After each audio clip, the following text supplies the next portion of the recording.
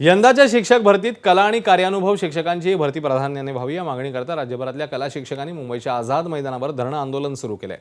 कला आणि कार्यानुभव शिक्षकांची बिंदू नामावली स्वतंत्र करावी, तसंच कला आणि कार्यानुभव शिक्षकांची जास्तीत जास्त पदं भरावीत अशी मागणी शिक्षकांकडून करण्यात आली आहे।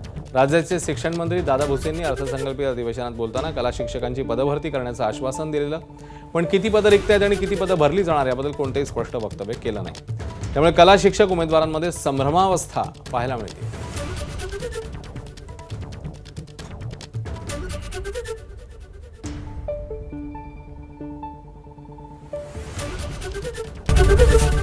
एबीपी माझा, उघडा डोळे बघा नीट।